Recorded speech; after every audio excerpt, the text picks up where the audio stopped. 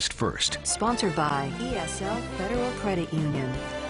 Does it feel mild outside? We've seen temperatures finally climb above the freezing mark. We'll stay there overnight. Snow showers, though, in the forecast. Any accumulation?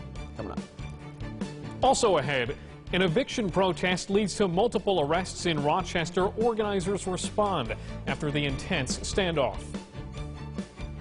We're all scrambling now, and I know that we cannot be alone in trying to find testing. And some businesses need COVID tests to get back to work, but they can't get an appointment. That story next. Team you can trust. This is News 8 at 6. And good evening, everybody. Welcome to this webisode edition of News 8 at 6. And we begin with another new single-day record in the COVID pandemic as the country sees nearly 250,000 new infections on Friday. The death toll in the nation pushing past 300,000 lives lost. The good news, the promising news, though, another COVID vaccine begins shipping to hospitals nationwide this weekend. As cases climb, New York is continuing to test for COVID at record levels. The state reporting more than 200,000 results on Friday, but still almost 6,000 people are being treated in the hospitals. Almost 100 people died yesterday in the state. Governor Cuomo says testing is still an essential part to fighting the COVID virus, but access to tests is still hard to come by. And some employees of personal care services like salons and barber shops are struggling to meet the COVID-19 testing requirements as many testing locations are booked for weeks. Without the tests, these workers are still out of a job. Atia Collins talked to one such employee, joins us live now with the story. Atia. Well, Jack, Chantel Corriveau is an esthetician here at the Need Salon on Broad Street. Now, while the salon is open, Corriveau might be missing out on some work because she says she can't find a COVID-19 test at a reliable time and at a free location. And that's reflective of some of the challenges many in our area are facing as those free asymptomatic rapid testing sites are booked for weeks. We're all scrambling now, and I know that we cannot be alone in trying to find testing. I spent hours on the phone yesterday trying to find a test. The Need Salon here on Broad Street, where Corriveau works, is just getting back to business after a second closure this year due to COVID-19. Personal care service employees like the ones that work here must get tested weekly to stay open. Governor Cuomo made the announcement last week, a decrease from the previous requirements of testing twice a week. He says even though services like salon and gyms have little recorded COVID-19 transmissions, that is because of strict capacity and testing protocols. Gyms and salons, as you also see, they are not the problem that they were. We have restrictions. The restrictions made a difference. We're going to allow them to operate in orange zones with reduced capacity and additional testing. This means thousands of personal care service workers could be rushing to local asymptomatic testing sites. A quick search for rapid testing sites shows appointments are booked for weeks, and free COVID-19 testing at the Monroe County Community College can take longer for results. The other options would be to pay for a test or wait and miss out on work, something Corriveau is dealing with. For us, you know, we are reliant on the free test, as you know, our industry has been hit hard, and we don't want to be paying $150 every week to get a test in order to work. I feel like we're taking away from the general community, and we really, really need the state and the county to work together as far as if we're going to be in the orange zone, and this is what's mandated for us, that if we need this testing done weekly, that they please provide it for us. Now, Corriveau is not against salon workers needing that weekly test, as she says it's important to keep not only herself but her clients safe. She just wants to see more resources and says she's going to go forward and advocate to make sure testing sites are available for all personal care service employees at times that they need it. Reporting in Rochester, Atia Collins, News 8. Atia, thank you. Today, in a letter to the President of the United States, Governor Andrew Cuomo urged the federal government to include funding for states and local governments to help fund vaccination efforts and support for small businesses. And COVID numbers around the country are not letting up, and now vaccine doses from Pfizer have stalled. Several states say the federal government told them that next week's shipment of the vaccine will be smaller than originally projected. The Army general in charge of getting COVID-19 vaccines out across the United States apologized today for the, quote, miscommunication. At the end of the day, the number of doses available to us to allocate ended up being lower. So to the governors, to the governor's staffs, please accept my personal apology if this was disruptive in your decision-making and in your conversations with the people of your great state. Today, the Centers for Disease Control and Prevention said more than 200,000 shots of the Pfizer vaccine were given nationwide. The Moderna vaccine has also received emergency authorization from the FDA and will ship this weekend. And following up on a story from last night, protesters in Rochester responding today after an intense Friday demonstration. A state assembly member and 10 other people, including a tenant, arrested in the city last night. Today, a group of protesters stressed there has to be a complete moratorium on evictions amid this pandemic. It was something I would never wish on anybody, not only because of the holidays, but because it's just inhumane.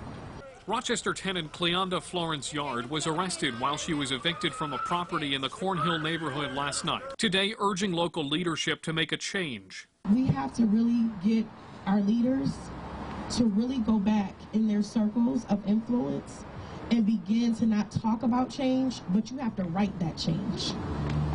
You have to get it on paper. That's where it counts. Florence Yard joins housing advocates and lawmakers protesting at the Central Church of Christ this afternoon. Today's gathering follows a dramatic Friday night, a protest against the eviction during which Assemblymember DeMond Meeks was arrested. This isn't something that just came about last night. We've been pushing back against this for some time now. We've seen eviction after eviction. In a phone conversation with me today, landlord John Trickey says he agreed to a deal with Florence Yard in October, saying Florence Yard had to leave by the end of November. Trickey says his tenants stayed past their agreement. The Rochester Police Department issuing a statement late Friday night saying, quote, "The Rochester Police Department has no discretion in this matter or similar cases. The department must enforce any valid court order. In this particular case, RPD was originally ordered by the court to arrest and bring the tenant before the presiding judge. RPD simply fulfilled the ruling and direction of the court. In any case, today protesters stress someone shouldn't be evicted, especially now." Incoming state lawmaker Samra Brook. Can we all agree that sending a woman and her children into the freezing cold in one of the places with the highest COVID outbreak right now is a problem? The goal of demonstrators is ensuring tenants like Florence Yard won't have to worry about losing their home during this public health crisis. And by the way, there is a state moratorium on COVID-related evictions, meaning you can't be evicted based on hardship due to the pandemic. According to the Rochester Housing Justice Alliance, Florence Yard refused to pay rent because of what she argues are code violations. In a conversation with me earlier today, her landlord disputed those allegations.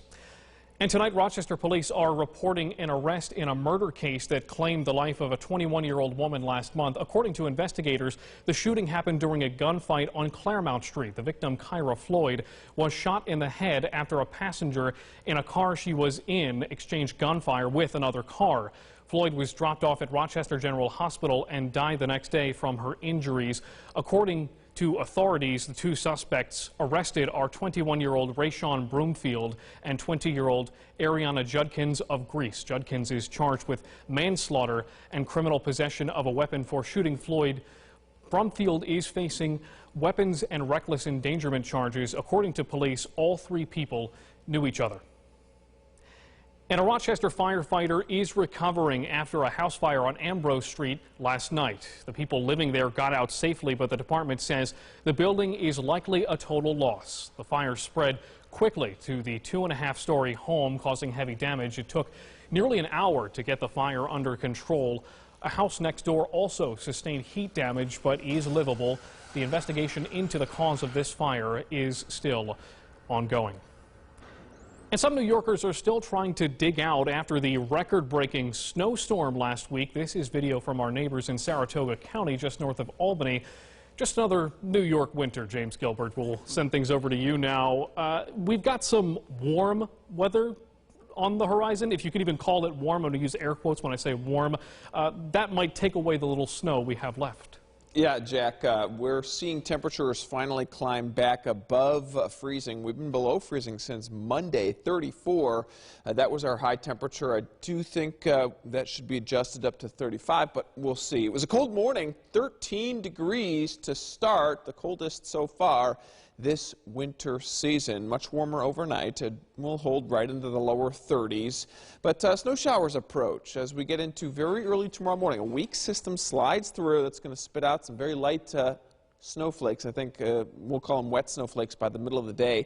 As we'll see those numbers go back above freezing, it's going to be right at the surface. So it could be snowflakes falling through the atmosphere, and right when they get to where we are, it's going to be kind of a slush, we'll call it.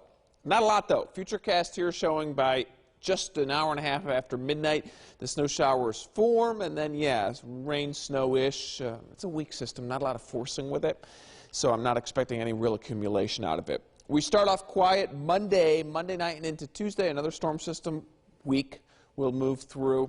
You'll see precipitation start to try to form Monday night and into Tuesday. That could drop maybe an inch or two in the area. So we've got the rain, snow showers tomorrow, Sunday. Tuesday, some flakes. And then another big storm system that you're going to be hearing a lot about on potentially Christmas Eve and Christmas. Large storm system Thursday and Friday of into next week. Yeah, it's going to be a big one. Here's your Futurecast. We're going to look out to that storm system, what it could potentially do. There's the low pressure system. Note the timing. This is Wednesday. Thursday, Christmas Eve, that low pushes into the Great Lakes. It strengthens significantly as we get into Thursday night and into Friday. And look at this, very heavy rain, potential for snow showers behind that rain as this low moves through. And look at this, this is Christmas dinner right here, 6 o'clock on Friday. It is very likely that we're going to see this storm. But the question is, when does the storm move in? Is the air still warmer than freezing? Is it going to be a little bit slower than forecast? I'm still thinking option 2. Snow showers, windy and cold, a little bit more likely than if it slows down and we get the rain. Still going to be windy regardless, but a little on the warmer side. I think this happens Thursday, and then Friday on Christmas we likely get the snow. Really an interesting forecast that's going to shape up for the end of next week. All right, 24 hours, a recap for you. You see the precipitation chances go up here. Some very light rain and snow showers possible Sunday. Tuesday's the other day we'll watch. And then, of course, could be some Christmas magic maybe as we get into Thursday and Friday. An interesting system there as we'll see some warm air and then cold right behind it. Jack. James Gilbert, a fellow named Bing Crosby, far before you and I were born, had a song called White Christmas. He was dreaming of a white Christmas. Doesn't seem like a dream for us this year. No, it's better than 50%, a coin flip for us to get a white Christmas. All right, James Gilbert, thank you. That's all for News 8 at 6. Thanks so much for watching. We'll be back on television at 11.